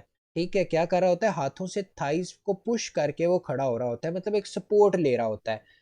तीसरा फिर क्या होता है कि ऑब्वियसली मैंने आपको बताया कि वीकनेस जो है वो प्रोग्रेस करती जाती है। पहले प्रॉक्सिमल मसल्स में होती है, मतलब हिप में होगी, शोल्डर में होगी, उसके बाद शोल्डर से नीचे बाजू की तरफ, हाथ की तरफ प्रोग्रेस करेगी, या जो थाई है उससे नीचे लेग की तरफ, फुट की तरफ प्रोग्रेस करेगी। उसके बाद क्या होता है कि स्केलेटल चेंजेस आ रही होती हैं। सबसे पहली स्कोलियोसिस, ये देखें, जो स्पाइनल कॉर्ड है उसमें बेंड है, प्रॉपर सीधी नहीं है। क्यों होगा? क्योंकि मसल्स वीक हैं जिन्होंने इसके साथ अटैच होना था और इसको प्रॉपर अलाइन करना था। मसल्स की वीकनेस की वजह से स्केलेटल चेंजेस नज़र आएँगे, जॉइंट कॉन्ट्रैक्चर होते हुए नज़र आएँगे, क्योंकि जॉइंट्स के साथ भी जो मसल्स हैं वो बहुत वीक हैं या उनमें फाइब्रोसिस हो रहा है। उसके बाद जैसे-जैसे प्रोग्रेस करती है डिज़ीज़, जैसे-जैसे जो है बच्चा बड़ा होता है, उसको रेस्पिरेटरी इश्यूज़ आने लग जाते हैं। उसके जो ब्रीथिंग मसल्स हैं वो इफ़ेक्ट होते हैं, उसको बार-बार रिकरेंट इन्फेक्शन हो रहा होता है। और लास्ट जो सिम्पटम आ रहे होते हैं वो कार्डियक सिम्पटम्स आते हैं, कि कार्डियक मसल्स भी अफेक्ट हो जाते हैं। क्या क्या होता है, देखें, होता ऐसे है कि मैंने भी आपको पहले समझाया ना कि डीजनरेशन रीजनरेशन चल रही होती है, तो बहुत देर तक तो रेस्पिरेटरी जो टिश्यूज हैं वो भी कोशिश करते हैं, रीजनरेट होते रहते हैं, कार्डियक टिश्यूज भी कोशिश करते हैं, लेकिन अल्टीमेटली ये इनका जो है वो फाइब्रोसिस हो जाता है और अल्टीमेटली ऐसे बच्चों की डेथ हो जाती है। इन देयर मतलब 18 टू 20 ईयर्स में उनकी डेथ हो जाती है। और उनके सिम्टम स्टार्ट में, मतलब बच्चा जो है वो क्रॉल करेगा, फिर वो चलना शुरू करेगा थोड़ा, लेकिन बार बार गिरेगा, फिर आगे जाके वो व्हील चेयर पे चला जाएगा जब उसके और मसल्स इफेक्ट होंगे, बॉडी के स्केलेटल चेंजेस आएंगी और एंड पे फिर रेस्पिरेटरी और कार्डियक इश्यूज आ जाते हैं। अब एक और चीज़ आप याद रख लीजिएगा कि ऐसे जो बच्चे होते हैं ना, या ऐसे जो लोग होते हैं, उनमें एक बहुत एविडेंट एग्जांपल ये होती है कि उनके जो काफ मसल्स होते हैं ना, जो आपके यहाँ नीचे लेग में होते हैं, ये काफ मसल्स जो हैं ये इनलार्ज्ड होते हैं। ठीक है? तो ये चीज़ें हमने सारे इसके सिम्पटम्स देख लिए। अब उसके अलावा अगर मैं वापस आऊँ तो इसका ट्रीटमेंट क्या है? तो इसकी बस सपोर्टिव केयर है। हमारे पास प्रॉपर इसका कोई ट्रीटमेंट नहीं है, ऑब्वियसली जेनेटिक है, उसका हम ट्रीट नहीं कर सकते। सपोर्टिव केयर है कि हम फॉर एग्ज़ाम्पल हम स्टेरॉइड्स पे लगा देंगे, हम फिज़िकल थेरेपी शुरू कर देंगे, थोड़ा बहुत वो चल ले, थोड़ा बहुत उसकी वजह से कॉन्ट्रैक्शन हो जाए। रेस्पिरेटरी जब इन्वॉल्वमेंट आएगी तो रेस्पिरेटरी सपोर्ट शुरू कर देंगे, ठीक है? उसकी रेस्पिरेशन को जितनी देर हम उसको बचा सकेंगे, कार्डियक मैनेजमेंट शुरू कर देंगे। तो हम जिस टेन्योर तक बचा सकते हैं उतनी देर हम बचाने की कोशिश करते हैं। So that was all about Duchenne muscular dystrophy.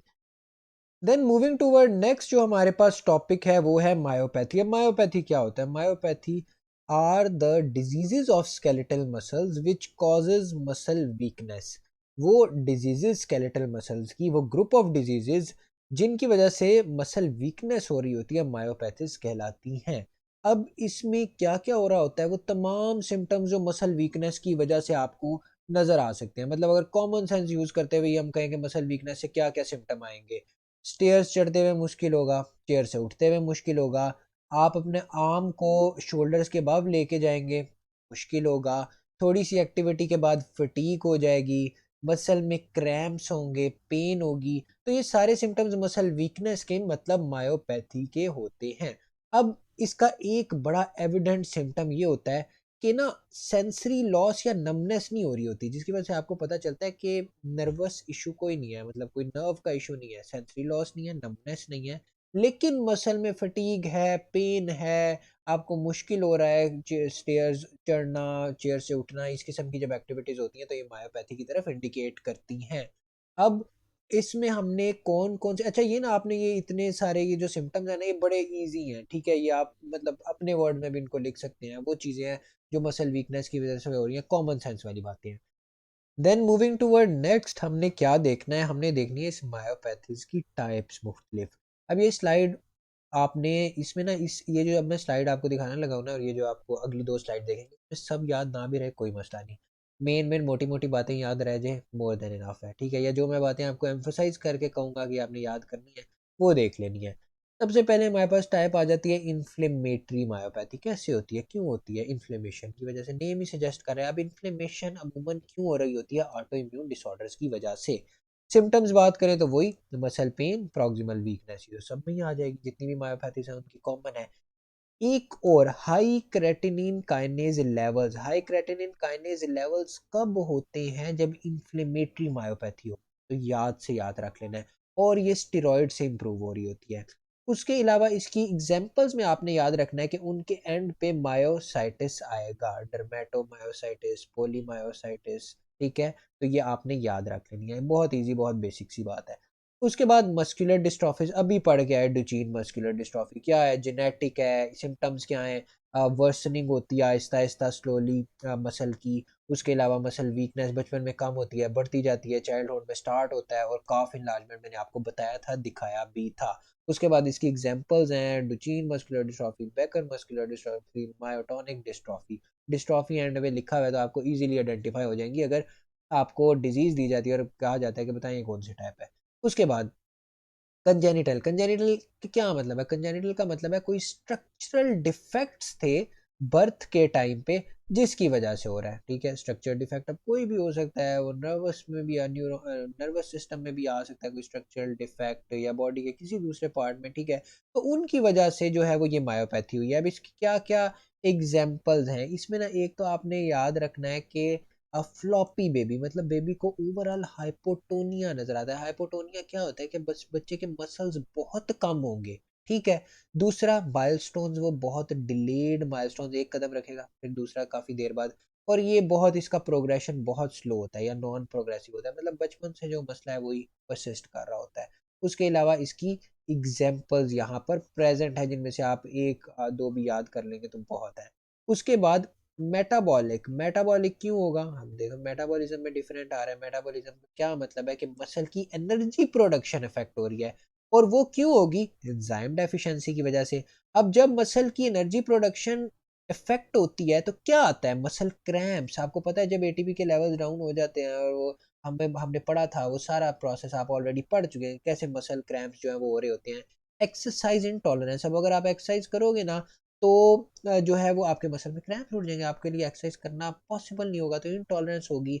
और मायोग्लोबिन्यूरिया, मतलब यूरिन बहुत डार्क आता है इस केस में, तो याद रख लेना मेटाबॉलिक में डार्क यूरिन। देखें, बहुत सी चीज़ें तो आपको बेसिक वर्ड ही सजेस्ट कर रहे हैं, इन्फ्लेमेटरी, इन्फ्लेमेशन की वजह से, मस्कुलर जेनेटिक की वजह से, कंजेनिटल जो है वो स्ट्रक्चरल डिफेक्ट्स की वजह से, मेटाबॉलिक एंजाइम डिफेक्ट्स की वजह से, मतलब मसल एनर्जी प्रोडक्शन कम हो रही है।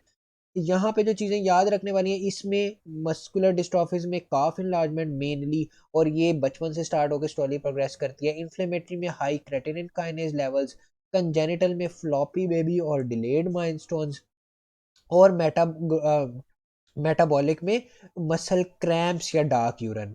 उसके बाद अगर फिफ्थ देखें तो वो हो सकता है टॉक्सिक या ड्रग इंड्यूस्ड, मतलब कुछ ऐसी मेडिकेशंस हैं या कुछ टॉक्सिन्स जा रहे हैं बॉडी में जिसकी वजह से मसल डैमेज हो रहा है। इसमें जनरलाइज्ड वीकनेस होगी, ठीक है, स्पेसिफिक ड्रग से लिंक होगी। आप वो ड्रग छोड़ेंगे तो ये रिवर्सेबल है, वापस आ जाएगी, ठीक है। अब ये देखें, statin induced alcoholic steroid, name ही सजेस्ट कर रहा है कि वो किसी ड्रग या टॉक्सिक की वजह से हो रही है। फॉर एग्जांपल अल्कोहलिक है, ये टॉक्सिक है, ठीक है। देन स्टीरॉइड मायोपैथी है, ये ड्रग इंड्यूस्ड है। तो ये कुछ हमने एग्जांपल देखी। अच्छा, कुछ दो को और देख लेते हैं। कौन कौन सी? पहली एंडोक्राइन, ठीक है। एंडोक्राइन क्या होगी? एंडोक्राइन क्या सजेस्ट करता है? Hormonal imbalance. हार्मोनल इम्बैलेंस की वजह से होगी। अब इसकी भी ट्रीटमेंट से इंप्रूव हो जाती है, स्लो प्रोग्रेशन होती है, और अमूमन ये थायराइड या एड्रीनल इश्यूज के साथ एसोसिएटेड होती है, ठीक है। मतलब वो इश्यूज हो रहे होते हैं, मतलब अगर बॉडी में वीकनेस भी हो रही है और ये इश्यूज भी चल रहे हैं तो आपको पता चल जाता है कि हार्मोनल मसला है। और इसमें देखें कुशिंग सिंड्रोम में हो रहा होता है, या हाइपोथायरॉइड मायोपैथी, नेम ही सजेस्ट कर रहा है कि वो किस वजह से है या वो कौन सी टाइप से है। उसके बाद लास्ट अगर हम देखें तो चैनलोपैथिस, ठीक है। मतलब क्या है कि चैनल्स में डिफेक्ट आ रहा है, आयन के चैनल्स में डिसफंक्शन आ रहा है मसल में। आपको पता है चैनल्स होते हैं ना, सोडियम के होते हैं, पोटेशियम के होते हैं, इन चैनल्स में मसला आ रहा है। इसकी वजह से मसल वीकनेस के एपिसोड्स होते हैं, मतलब ओवरऑल नहीं होती लेकिन इसके एपिसोड्स होते हैं। और इसकी क्या टाइप्स हैं हमारे पास? एग्जांपल्स हैं पीरियोडिक पैरालिसिस या मायोटोनिया कॉन्जेनिटा। ये आपको बस कुछ याद करनी पड़ेगी। तो that was all about disease of muscle. उसके बाद आगे मूव करते हैं और हमारे पास अगला आपका टॉपिक है डिजीजेज ऑफ बोन। अच्छा, ये जो साथ आपको शो हो रहे हैं ना, ये इसलिए हो रहे हैं कि आप इनको अपने जो आपका सिलेबस है जो यूएचएस ने प्रोवाइड किया उसके साथ भी टैली कर सकते हैं। अब डिजीज ऑफ बोन में हमने कौन कौन सी डिजीज देखनी है? सबसे पहले तो ऑस्टियोपोरोसिस। आप काफ़ी टाइम से इसका नाम सुनते आ रहे हैं। ऑस्टियोपोरोसिस में होता क्या है? बोन मैस कम हो जाता है। देखें, इस तरह ये बोन है, ठीक है, ये आपके पास हेल्दी बोन है, ये आपके पास ऑस्टियोपोरोसिस वाली बोन है। आपको एविडेंट फर्क नजर आ रहा है कि इसके अंदर पोर्स ज्यादा है, मतलब जो मैस है वो कम है, तो बोन मैस कम हो रहा होता है। अच्छा, अब क्यों हो सकता है, क्या रीजन होंगी? एक, बोन की रिसॉर्प्शन इंक्रीज हो जाए, मतलब बोन से जो कैल्शियम रीअब्जॉर्ब हो रहा है ब्लड में वो इंक्रीज हो जाए। और दूसरा, बोन की एब्जॉर्प्शन डिक्रीज हो जाए, मतलब बोन की जो एब्जॉर्प्शन है कैल्शियम की, जो ब्लड से बोन में कैल्शियम एब्जॉर्ब हो रहा है वो डिक्रीज हो जाए। इन दो रीजंस की वजह से बोन मैस लो होगा और वो कहलाएगा ऑस्टियोपोरोसिस। अब इसमें मजीद क्या क्या देखना है? तो सबसे पहले तो इसकी टाइप्स, कॉमन टाइप्स। पहली, सिनाइल ऑस्टियोपोरोसिस, और दूसरी पोस्ट मेनोपॉजल ऑस्टियोपोरोसिस। सिनाइल क्या होता है? जो एज की वजह से हो रहा हो। सिनाइल क्या होता है? जो एज की वजह से ऑस्टियोपोरोसिस हो रहा हो। और दूसरा पोस्ट मेनोपॉजल। पोस्ट मेनोपॉजल से क्या मुराद है? मेनोपॉज जब फीमेल में होता है तो उससे पहले, क्योंकि हार्मोन्स का इम्बैलेंस आता है उस वजह से जो होता है। तो ये दो मेन इसकी कॉमन टाइप्स हैं। अच्छा, इसके बाद ना हमने देखना है कि इस पे कौन से ऐसे फैक्टर्स हैं जिनकी वजह से ऑस्टियोपोरोसिस हो सकता है। अब दो टाइप के फैक्टर्स होते हैं, एक होते हैं नॉन मॉडिफाइबल, जो आप चेंज नहीं कर सकते, जिन्होंने रहना ही है। दूसरे होते हैं मॉडिफाइबल फैक्टर्स। मॉडिफाइबल फैक्टर्स वो होते हैं जो आप चेंज कर सकते हैं। क्या मतलब है, समझे जरा। आप एज अपनी रोक तो नहीं सकते, तो आपका ऑस्टियोपोरोसिस का रिस्क तो एज के साथ बढ़ेगा। या आपका जो सेक्स है, अगर आप वुमेन है तो आप में पोस्ट मेनोपॉजल पीरियड आना ही आना है, ठीक है, और उसकी वजह से आपको ऑस्टियोपोरोसिस का थ्रेट रहेगा। या आपकी जेनेटिक्स में, या आपकी एथनिसिटी, फॉर एग्जांपल एशियंस के अंदर चांसेस ज्यादा होते हैं, या आपका बॉडी फ्रेम ऐसा है, आपकी बॉडी टाइप थिन है, स्मॉल है, उस वजह से भी हो सकता है। तो ये फैक्टर्स तो हम मॉडिफाई नहीं कर सकते, चेंज नहीं कर सकते, इनके आप ये नाम बस याद रख लेंगे काफी है, ठीक है। मॉडिफाइबल फैक्टर्स, वो फैक्टर्स जो आप चेंज कर सकते हैं। फॉर एग्जांपल, आपका कैल्शियम इनटेक कम है, विटामिन डी इनटेक कम है, आप इसको बढ़ा सकते हैं। आप ऑस्टियोपोरोसिस का थ्रेट कम कर सकते हैं। आप फिजिकली इनएक्टिव हैं, आप इस एक्टिविटी को, अपनी एक्टिविटी को बढ़ा सकते हैं। स्मोकिंग है तो आप स्मोकिंग छोड़ सकते हैं, अल्कोहल यूज छोड़ सकते हैं। या आपकी बॉडी का वेट कम है, बीएमआई कम है। अच्छा, बॉडी फ्रेम और बॉडी वेट या बीएमआई में फ़र्क होता है। बॉडी फ्रेम नेचुरली होता है। फॉर एग्जांपल, आपने देखा होगा कि फैमिली के अंदर ज़्यादा लोग, अगर फादर पतले हैं तो कहते हैं अपने बाप पे गई है या अपने बाप पे गया है, इसकी फिजिक जो है वो ऐसी ही है। तो वो फिजिक, आपकी बॉडी फ्रेम, वो आपके नॉन मॉडिफाइबल फैक्टर है। लेकिन आपका बीएमआई, बॉडी मास इंडेक्स या बॉडी वेट जो है वो आप अपना ऑल्टर कर सकते हो। तो ये तमाम वो फैक्टर्स हैं जो आप मॉडिफाई करके, नॉन मॉडिफाइबल फैक्टर ने तो रहना ही है। देखो इनकी वजह से तो थ्रेट रहना है, लेकिन इनको बेहतर करके आप ऑस्टियोपोरोसिस का थ्रेट खत्म या कम कर सकते हो। और ये चीज़ें आपकी फैमिलीज़ में भी, आप लोगों की जो मदर्स होंगी, आप लोगों के फादर भी जब हायर एज की तरफ वो जाएँगे, तो ये चीज़ें ख़ास तौर पे कैल्शियम और विटामिन डी की जो डोज़ है और जो फिज़िकल एक्टिविटी है, ये चीज़ पे आपने उनके लाज़मी फ़ोकस करना है ताकि ऑस्टियोपोरोसिस का थ्रेट कम से कम हो। उसके अलावा ऑस्टियोपोरोसिस में हमने कुछ और चीज़ें देखनी है। एक तो इसका ट्रीटमेंट, लाइफ़स्टाइल चेंज, वही जो मैंने अभी आपको बताया कि आप अ, अपनी एक्टिविटी बढ़ाएँ, ये सब चीज़ें करें। सप्लीमेंट्स इज़ अनदर ऑप्शन, आप कैल्शियम सप्लीमेंट्स लें, विटामिन डी सप्लीमेंट्स लें। उसके अलावा अगर इनकी वजह से जो है वो नहीं ट्रीटमेंट हो रहा, देन इन इन किसकी जो है वो इनकी हमारे पास यूज़ करने से भी नहीं ट्रीटमेंट हो रहा, तो फिर हम मेडिकेशंस की तरफ मूव करना पड़ता है। उसके अलावा इसकी प्रिवेंशन कैसे हो सकती है? तो रेगुलर एक्सरसाइज़, उसके अलावा एक हेल्दी वेट मेंटेन करें, और उसके अलावा टबैको को अवॉइड करें या अल्कोहल को लिमिट करें, और उसके अलावा अपनी न्यूट्रिशन भी ठीक रखें। उसके बाद हम आगे मूव करते हैं अपनी नेक्स्ट डिजीज की तरफ, विच इज ऑस्टियोपेट्रोसिस। अच्छा, इसको मार्बल बोन डिजीज भी कहते हैं। अब जरा ना इसको समझे।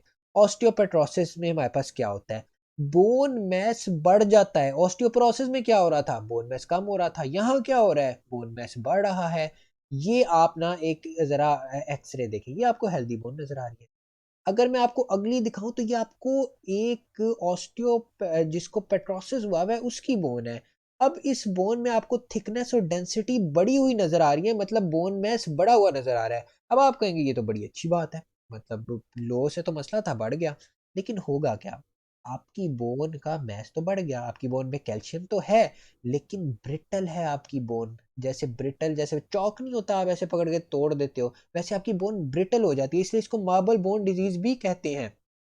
तो बोन मैस तो सही है, बट बोन्स बिकम ब्रिटल। अब ये क्यों हो रही होती हैं? बोन रिजॉर्प्शन डिक्रीज हो जाए, मतलब जो बोन की रिजॉर्प्शन है, बोन एब्जॉर्प्शन तो हो रही है सही, लेकिन जो बोन की रिजॉर्प्शन है, जो कैल्शियम ने ब्लड में जाना है, वो कम हो जाए। अच्छा, ये ना क्यों होती है? जैसे ऑस्टियोपोरोसिस था ना, वो तो एक प्रॉपर वो हमने देखा था कि एज से रिलेटेड उसमें होते हैं, सेक्स की वजह से। इसकी जरा ना अलग कॉजेज हैं। जरा ना पहले एक चीज देखें कि ये जो आपका हाई बोन मैस है ना, ये क्या क्या मसले करता है? बोन डेंसिटी बढ़ती है, बोन डेंसिटी की वजह से बोन ब्रिटल हो जाती है, मैं ऑलरेडी बता चुका। और बोन मैरो फेलियर, मतलब अब देखो, कैल्शियम बाहर नहीं जा रहा, बोन्स का मैस बढ़ रहा है, तो बोन्स के अंदर यहाँ आपको जो लाइट एरिया नजर आ रहा है, यहाँ आपको वो लाइट एरिया कम नजर आ रहा है। और बोन के अंदर बोन मैरो होती है, तो जब बोन का मैस बढ़ेगा तो बोन मैरो कंप्रेस होती जाएगी, तो बोन मैरो फेलियर भी इसकी वजह से होता है। ये तीनों चीजें आपने याद रखनी है। उसके अलावा चौथा, क्रेनियल नर्व कंप्रेशन। अब इसका एक और भी जो है ना वो अफेक्ट ये होता है कि जो क्रेनियल नर्व्स होती हैं, जो आपके जो है वो ब्रेन से आ रही होती हैं, वो कंप्रेस हो जाती हैं। क्यों? क्योंकि आपका जो स्कल होता है उसमें भी तो ऑस्टियोपेट्रोसिस हो रहा होता है ना, तो उसमें भी जो उसके पोर्स होते हैं जहां से इन्होंने गुजरना होता है, वो कंप्रेस होते हैं, जिसकी वजह से इनकी कंप्रेशन हो जाती है। डेंटल एबनॉर्मेलिटीज, दांत ऑब्वियसली उनके अंदर भी जब वो भी बोन मैस हाई होगा, वो भी आपके जो हैं वो ब्रिटल हो जाएंगे, तो डेंटल एबनॉर्मेलिटीज भी जन्म ले रही होती है। ये हमने मल्टीपल देख लिया, क्या बोन डेंसिटी बढ़ेगी उसकी वजह से ब्रिटल हो जाएंगी, बोन मैरो फेलियर हो जाएगा, क्रैनियल नर्व की कंप्रेशन हो जाएंगी, और उसके अलावा डेंटल एबनॉर्मेलिटीज। अच्छा, क्यों होती हैं ये? जेनेटिक डिसऑर्डर है ये ऑस्टियोपोरोसिस की तरह अभी जैसे मैंने बताया वैसा नहीं है, this is a genetic disorder. अब ये जेनेटिक डिसऑर्डर दो टाइप्स का है। पहला, ऑटोसोमल रिसेसिव ऑस्टियोपेट्रोसिस, दूसरा ऑटोसोमल डोमिनेंट ऑस्टियोपेट्रोसिस। इन दोनों के एक एक और नाम भी है। जो रिसेसिव है उसको कहते हैं इन्फेंटाइल मैलिग्नेंट, और जो डोमिनेंट है उसको कहते हैं एडल्ट ऑनसेट। तो ये लाजमी याद रख लेना है। अब यहाँ तक हमने ऑस्टियोपेट्रोसिस से रिलेटेड देख लिया, लेकिन चलो थोड़ा सा एक्स्ट्रा नॉलेज ले लेते हैं, कुछ भी उसमें से याद रह जाएगा काफी है। क्या है थोड़ा एक्स्ट्रा नॉलेज? जो आपका ऑटोसोमल रिसेसिव है ना, वो, और जो आपका ऑटोसोमल डोमिनेंट है, इसको जरा हम देख लेंगे। अब पहले तो सिंपल चीज है, इनकी इनहेरिटेंस, ये रिसेसिव होगा, ये डोमिनेंट होगा। दूसरा, जो रिसेसिव है, ये बचपन में ही स्टार्ट हो जाता है, मतलब फ्यू मंथ्स ऑफ लाइफ में इसका ऑनसेट हो जाता है। जबकि जो डोमिनेंट है, जैसे उसका नाम भी एडल्ट ऑनसेट है, तो वो एडल्टहुड में या एडोलेसेंस के पीरियड में स्टार्ट होता है। उसके अलावा इसकी जो सेवरिटी है वो बहुत ज़्यादा होती है, ये बहुत ज़्यादा सीवियर होता है। क्यों सीवियर होता है? क्योंकि इसमें जो हमने पीछे फैक्ट्स पढ़े ना, क्रैनियल नर्व कंप्रेशन, डेंटल एब्नॉर्मेलिटीज़, या हमने पढ़ा कि जो आपका बोन मैरो फेलियर है वो इसमें ज़्यादा हो रहा होता है। अच्छा, इसमें माइल्ड होता है। उसके अलावा क्या देखना है? उसके अलावा न्यूरोलॉजिकल इश्यूज़ मैंने बताया ना, इसके अंदर ज़्यादा होगा, क्रेनियल नर्व कंप्रेशन जिसकी वजह से ब्लाइंडनेस, डेफनेस, फेशियल पैरालिसिस हो सकता है, इसमें ये चीज़ें रेयर होंगी। ठीक है, 4 हो गए। एक और देख लें, बोन मैरो सप्रेशन। यहाँ बोन मैरो सप्रेशन ज़्यादा होगी, उसकी वजह से बोन मैरो ने जो ज़ाहिर है आपके आरबीसीज़ वहाँ पे प्रोड्यूस होने होते हैं, एनीमिया हो जाएगा, इन्फेक्शंस के चांसेस हैं, थ्रोम्बोसाइटोपेनिया के चांसेस हैं। जबकि यहाँ पर ये चीज़ रेयर या एब्सेंट होगी। तो वही चीज़ें जो मैंने आपको बताई थी कि वहाँ ज़्यादा सेवरिटी होगी, वो सारे जो पॉइंट पढ़ गए, dental abnormalities, bone marrow suppression, neurological, वो वहाँ ज़्यादा हो रहे हैं, और जो डोमिनेंट या एडल्ट ऑनसेट है उसमें कम हो रहे हैं। नेक्स्ट हम मूव करते हैं डिजीजेज ऑफ बोन में ही, इसी टॉपिक के अंदर आपका एक हिस्टोलॉजिकल डिफरेंस का भी कॉन्सेप्ट हमने करना है ऑस्टियोपोरोसिस और ऑस्टियोपेट्रोसिस में। पहले ऑस्टियोपोरोसिस में बोन मास लो हो जाएगा, ऑस्टियोपेट्रोसिस में हाई हो जाएगा। आपको ऐसी क्यों आ जाता है, आप डिफरेंस की फॉर्म में लिख सकते हैं।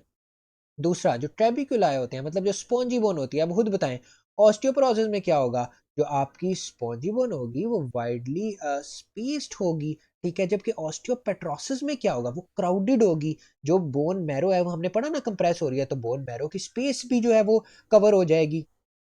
उसके अलावा जो ऑस्टियोसाइट्स हैं, बोन सेल्स हैं, वो यहाँ फ्यूअर होते हैं, जबकि यहाँ इंक्रीज्ड होते हैं, ठीक है। उसके अलावा जो बोन मैरो है, तो बोन मैरो यहाँ पे नॉर्मल होगी या इंक्रीज्ड हो जाएगी, क्योंकि स्पेस बढ़ जाती है बोन लॉस की वजह से। देखिए ना, याद रखें, जब बोन मैस लो होगा तो स्पेस बढ़ेगी, पोर्स बढ़ेंगे, और जब हाई होगा तो पोर्स कम होंगे। तो एक बोन मैरो भी बीच में एक पोर ही है ना, अगर लंबा सा या एक ट्यूब है, इस तरह ही है ना एक चीज, ठीक है। तो वो क्या होगी? वो कंप्रेस हो जाएगी ऑस्टियोपेट्रोसिस में। तो ये 4 डिफरेंस मेन आपने याद रख लेने। आपको ऐसी क्यों आया, आप ये 4 डिफरेंस लिख दो, आपको मार्क्स मिल जाएंगे। उसके अलावा एक और देख लो, वेस्कुलराइजेशन, ठीक है। अगर 4 मार्क्स का है 4 लिख दो, 5 मार्क्स का है 5 लिख दो। वेस्कुलराइजेशन से क्या मुराद है? Blood supply. तो इसमें तो नॉर्मली होती है ऑस्टियोपोरोसिस में, या स्लाइटली रिड्यूस होती है, जबकि ऑस्टियोपेट्रोसिस में पुअर हो जाती है। क्यों? क्योंकि बोन डेंस हो रही है और वो ब्लड फ्लो को ब्लॉक कर देती है। तो चीजें बड़ी बेसिक सी हैं, आप एक दो बार रीड कर लेंगे आपको हो जाएंगी। ये हमने हिस्टोलॉजिकल डिफरेंसेस भी कर लिए, हमारी ऑस्टियोपोरोसिस और ऑस्टियोपेट्रोसिस हो गया। अच्छा, 2 टॉपिक रह गए आपके, फार्मा और पैथो के, मतलब जिधर से ऐसी क्यों आना है। पहला, healing of bone. Healing of bone कैसे होती है? देखिए, हमने ना 4 फेजेस पढ़ने हैं। ये आपके पास नॉर्मल बोन है, डायग्राम इतनी क्लियर नहीं है, बट देख लें, नॉर्मल बोन है। यहाँ पर आपको उस बोन में इन्फ्लेमेशन नजर आ रही है, देन यहाँ पे आपको हीलिंग होते होते एक हील्ड बोन नजर आ रही है। किन किन फेजेस से गुजरती है? सबसे पहले हेमाटोमा फॉर्मेशन। तो क्या होता है हेमाटोमा फॉर्मेशन में? हेमाटोमा फॉर्मेशन में सबसे पहले तो जो रप्चर्ड ब्लड वेसल्स हैं वो हेमाटोमा को फॉर्म करती है। हेमाटोमा क्या होता है? ब्लड, देखें यहाँ पे आपको ये एक ब्लड का एक क्लॉट कह लें, या ब्लड आपको लीक हुआ हुआ ब्लड वेसल से नजर आ रहा है, इसको हेमाटोमा कहते हैं, ठीक है।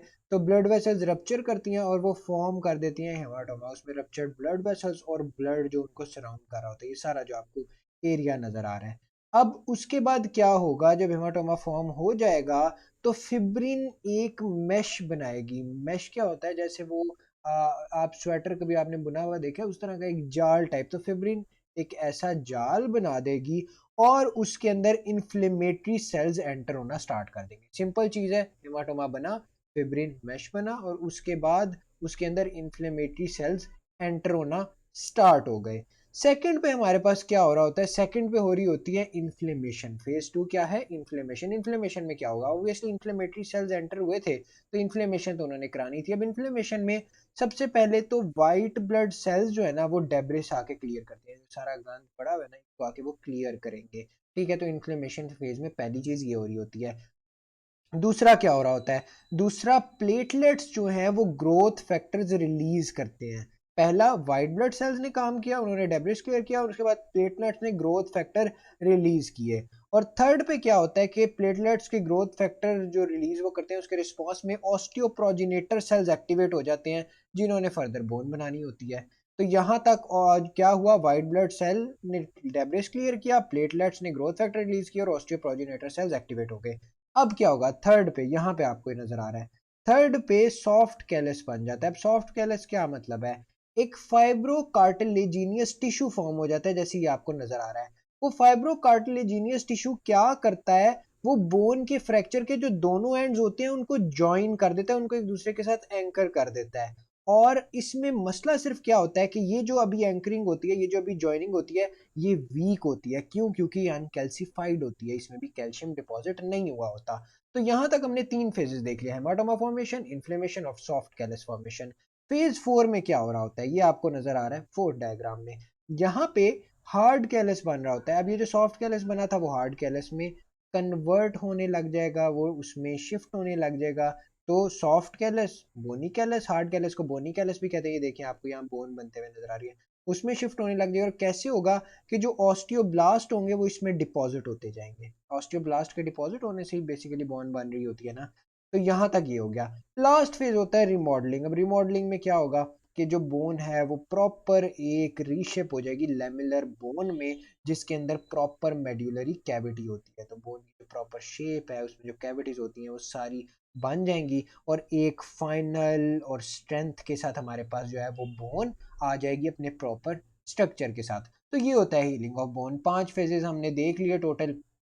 सबसे पहले haematoma formation, inflammation, soft callus, hard callus और रिमॉडलिंग। उसके बाद हम अपने नेक्स्ट टॉपिक की तरफ चलते हैं, which is cartilage growth and repair. अच्छा, कार्टिलेज ग्रोथ एंड रिपेयर को तो हम देखते हैं, उससे पहले एक छोटा सा थोड़ा सा चीज याद रख लो, कार्टिलेज बनती कैसे है। तो कार्टिलेज फॉर्म होती है सबसे पहले मेसेनकाइम सेल से। किससे? मेसेनकाइम सेल से। ये mesenchyme cells further rapidly multiply करते हैं और बना देते हैं कॉन्ड्रोब्लास्ट। क्या है, मेसेनकाइम सेल्स ने क्या बनाया? कॉन्ड्रोब्लास्ट। ये कॉन्ड्रोब्लास्ट फर्दर जो है वो क्या चीज बनाते हैं? कॉन्ड्रोसाइट्स। और ये कॉन्ड्रोसाइट्स लेक्यूना के अंदर जो है वो फिक्स हो जाते हैं, इंक्लोज हो जाते हैं, और उसके बाद हमारे पास कार्टिलेज फॉर्म हो जाती है। ये कार्टिलेज बन जाती है, उसके अलावा कार्टिलेज की कवरिंग रह जाती है। तो इसके बाद उसके इर्द गिर्द पेरिकॉन्ड्रियम, मतलब जो उसकी एक सराउंडिंग लेयर होती है, वो फॉर्म हो जाती है। तो कार्टिलेज फॉर्मेशन से थोड़ा सा रिलेटेड थोड़ा सा याद रखना है अगर एमसीक्यू आ जाए। उसके बाद हम नेक्स्ट मूव करते हैं, जो मेन चीज हमने देखनी है, विच इज कार्टिलेज ग्रोथ। अब कार्टिलेज ग्रोथ में क्या हो रहा होता है? कार्टिलेज ग्रोथ ना दो टाइप की होती है, पहली होती है इंटरस्टिशियल ग्रोथ और दूसरी होती है एपोजिशनल ग्रोथ। अब इन दोनों में क्या डिफरेंस है जरा उसको देखते हैं। इंटरस्टिशियल, जैसे नेम ही सजेस्ट कर रहा है, इसमें कॉन्ड्रोसाइट्स जो हैं वो लेक्यूनाe के विद इन ही डिवाइड होंगे।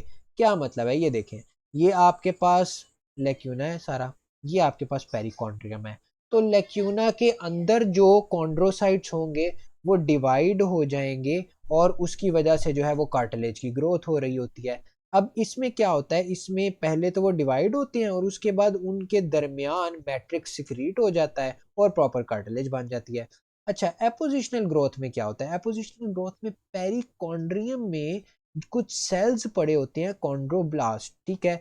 ये पेरिकॉन्ड्रियम से सेल्स जो हैं ये एक यूं समझे कि न्यू लेयर बना देते हैं। यहाँ पर, यहाँ से ये सेल्स निकलती हैं पेरिकॉन्ड्रियम से, और ये फर्दर फिर कॉन्ड्रोसाइट्स में मैच्योर होकर और फिर उन इनमें उसी तरह मैट्रिक्स जो है वो सिक्रीट हो जाता है। तो क्या फर्क है इंटरस्टिशियल ग्रोथ के अंदर? जो आपके कॉन्ड्रोसाइट्स हैं वो विद इन लेक्यूना जो है वो डिवाइड कर रहे हैं, जबकि इसमें पेरिकॉन्ड्रियम से कॉन्ड्रोब्लास्ट निकलते हैं और वो कॉन्ड्रोसाइट्स में कन्वर्ट होते हैं, और फिर वही मैट्रिक्स सिक्रीट हो जाता है।